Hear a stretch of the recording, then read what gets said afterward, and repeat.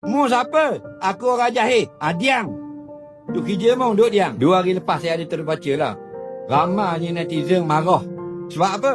Sebab kerajaan, termasuk Jakim lah dia kata, tidak mau tetapkan lagi bila hari raya.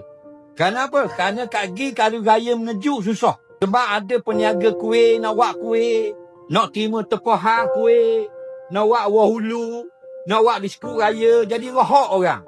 Patut tetap sudah bila raya, baru mudah kan nak niaga kuih.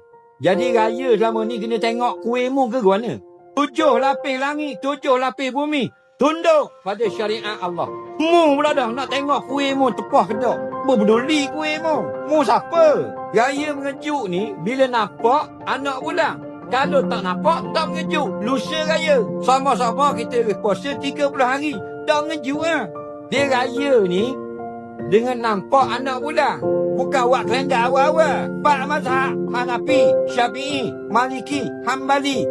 Kena ru'yah. Kena tengok anak bulan. Ada khilaf. Patut mati mu tu masa COVID kau ni. Gana hijau. Jadi pandangmu pada Nabi. Nabi kata, sumu li ru'yati wa abtiru li ru'yati. Mulakan puasa jika nampak anak bulan Ramadan. Mula berhari raya jika nampak anak bulan Syawal. Mu siapa? Agama ikut mu ke mu nak ikut agama? Dah kecuali dah dia buat tukar sutong dah tanah awal. Dah perlu dia apa? Islam bukan raya kuih.